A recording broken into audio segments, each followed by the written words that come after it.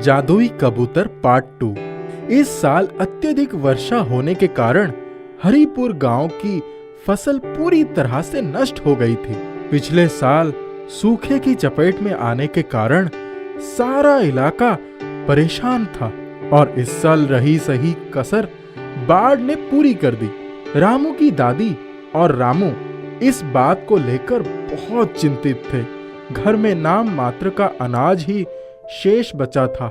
रामू ने अपने बंदर चूकी, खरगोश और पालतू कुत्ते टॉमी पर नजर डाली और चिंता में डूब गया।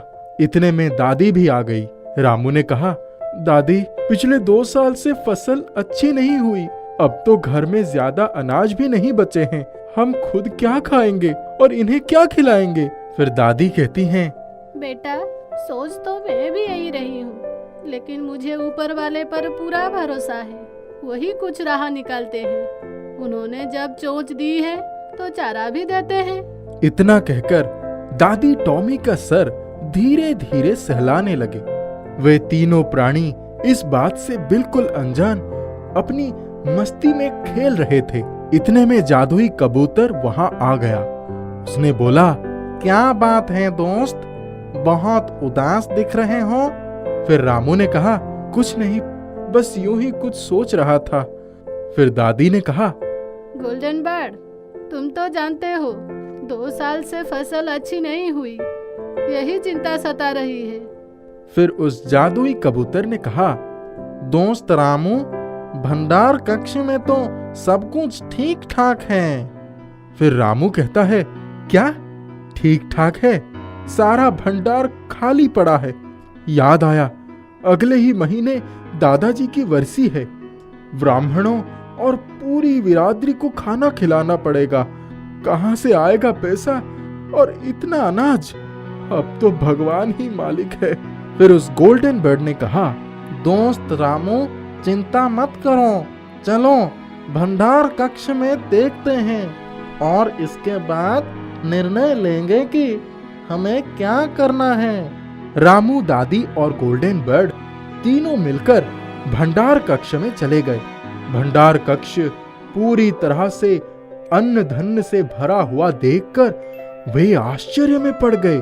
दादी ने कहा, हे राम, मुझे विश्वास नहीं हो रहा है। ये सब हुआ कैसे? चारों तरफ अनाज ही अनाज दिख रहा है। तिजोरी में भी रुपए भरे पड़े हैं।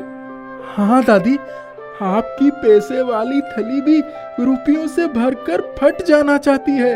मजा आ गया। ये सब मेरे जादुई गोल्डन बर्ड की कमाल है। गोल्डन बर्ड भी फूला नहीं, समा रहा था।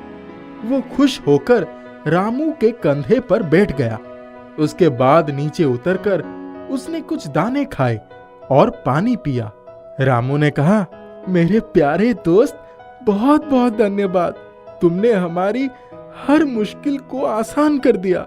अचानक उनके घर के पास की नदी वाले पेड़ पर से कुछ चिड़ियों की चिल्लाने की आवाजें आने लगी। गोल्डन बर्ड ने कहा, ऐसा लगता है कि चिड़ियों पर कोई मुसीबत आई है। आओ चलकर देखते हैं। रामू चूकी बंदर को लेकर गोल्डन बर्ड के साथ नदी किनारे पहुंच गया। वहां उन्होंने देखा कि एक चिड़िया का घोंसला, जिसमें चिड़िया के बच्चे भी थे, नदी के पानी में बह रहा था। बच्चे बहुत डर गए थे।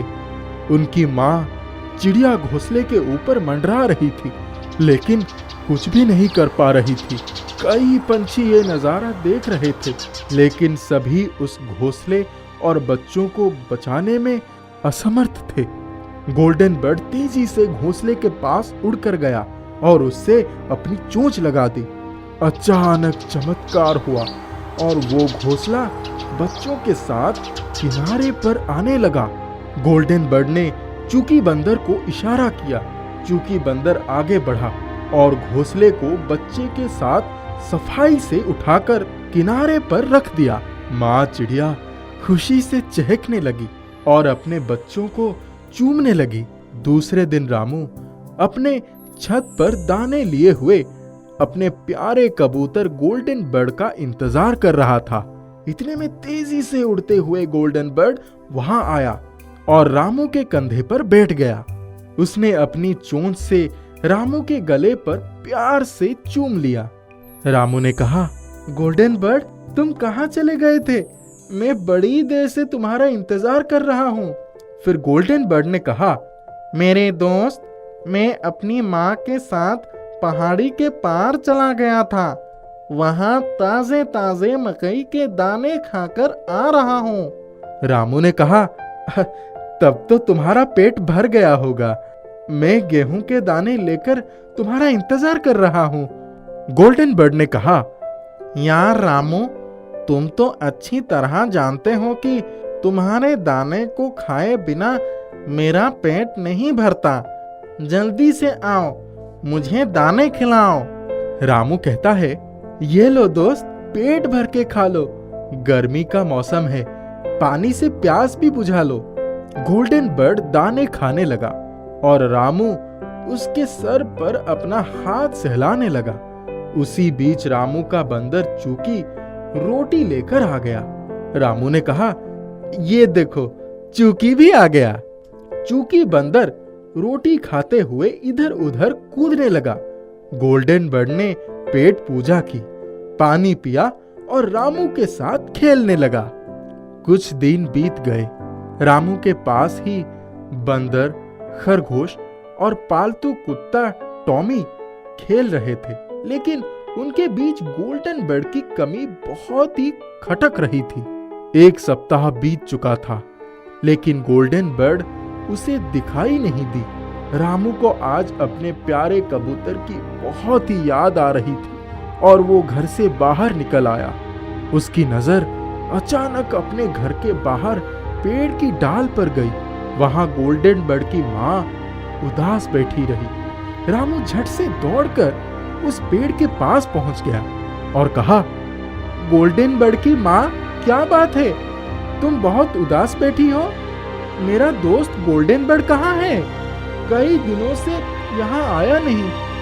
गोल्डन बर्ड की माँ कहती है, क्या बताऊं रामू, पास के गांव रामनगर के साहूकार ने उसे पकड़कर पिंजरे में रख लिया है। मेरे बच्चे के लिए उस कैद से बाहर आना संभव नहीं है। रामू ने कहा, तुम चिंता मत करो, मैं अभी रामनगर चलता हूँ।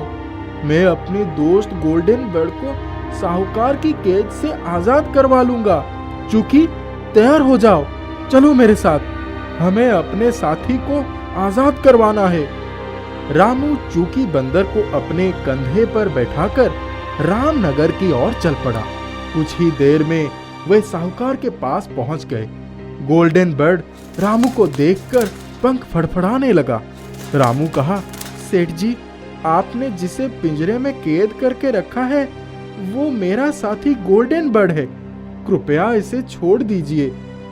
ये आजाद पंछी है और इसे कैद करके आपने अच्छा नहीं किया है। मैंने कभी इसकी आजादी नहीं छीनी। फिर साहूकार कहता है, वो अब मेरे कब्जे में है तो मेरा है, मैं इसे किसी को नहीं दूंगा। फिर गोल्डन बर्ड ने कहा, रामू मेरे दोस्त, मुझे इस साहूकार के चंगुल से छुड़ाओ, मेरी जान बचाओ। फिर रामू कहता है, दोस्त, तनिक भी चिंता मत करो, अब कुछ ही पलों में मैं तुम्हें आजाद कर दूंगा।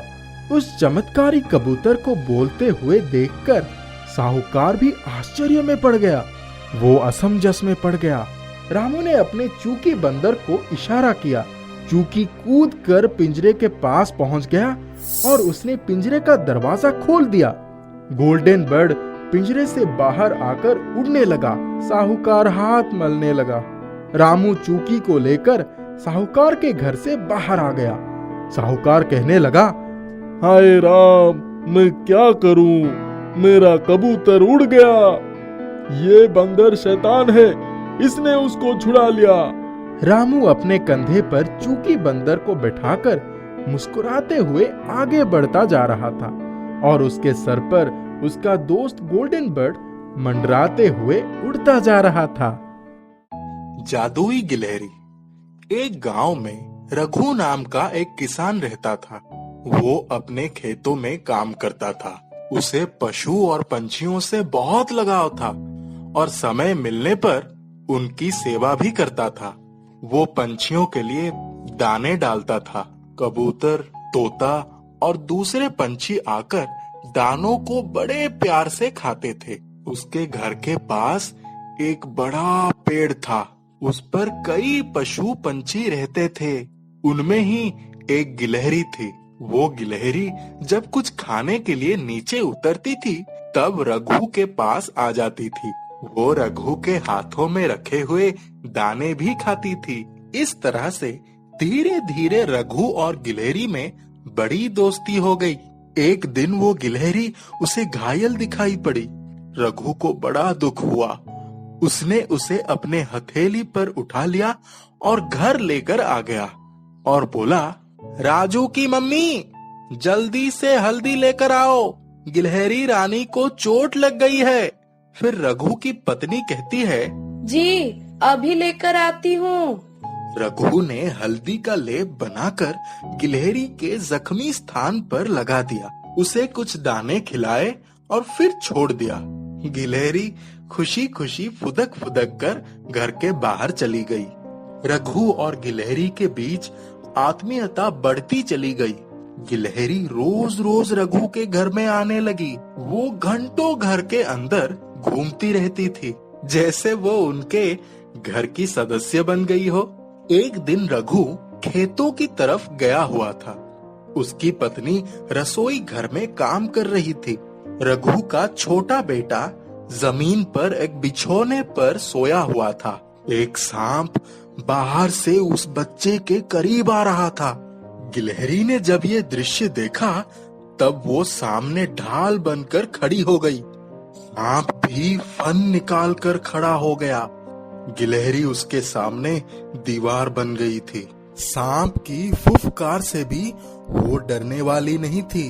इतने में गिलहरी की आंखों से एक रोशनी निकली और वो सीधे सांप की आंखों पर पड़ी। वो पीछे हटने लगा। गिलहरी जोर जोर से शोर मचाकर रघु की पत्नी को बुलाने लगी।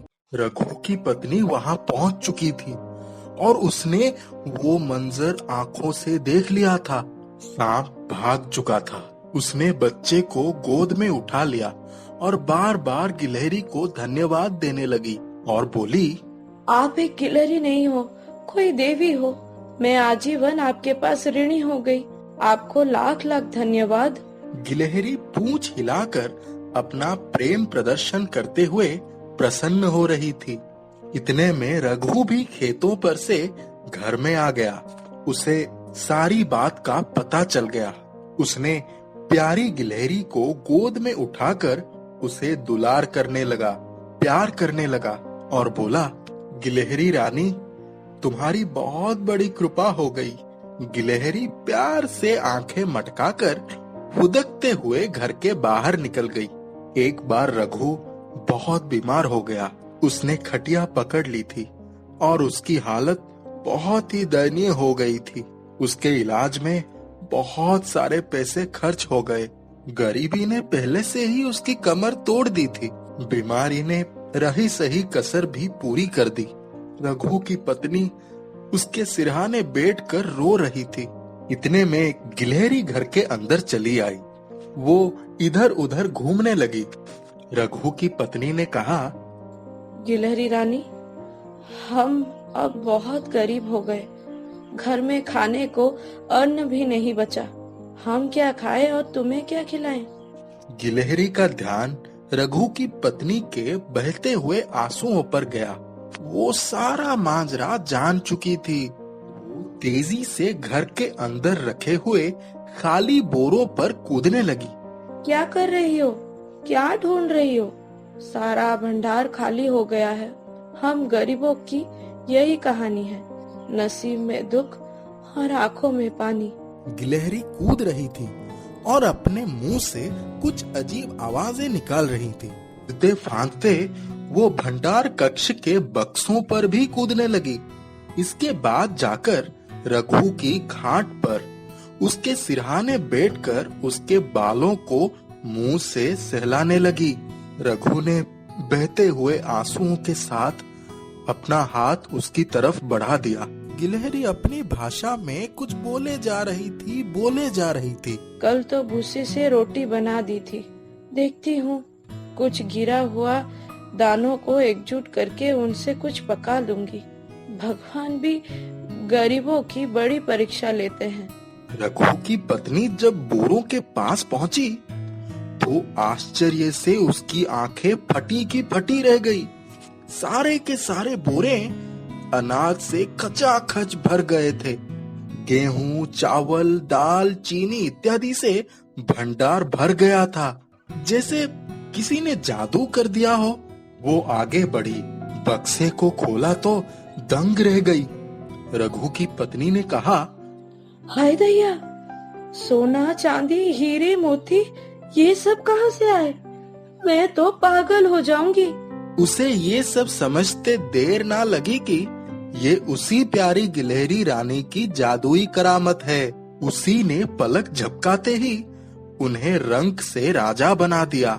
रघु भी अपने पैरों पर आराम से चलकर ये सब नजारा देखने पहुंच चुका था।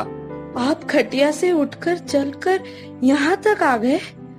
ये तो बड़ा चमत्कार है। हमारी गिलहरी रानी सिर्फ गिलहरी नहीं, कोई देवी की अवतार है। गिलहरी घर के अंदर आ चुकी थी। रघु ने उसे उठाकर प्यार से अपनी हथेली पर बिठा लिया, चूमने लगा और पत्नी के साथ झूमने लगा।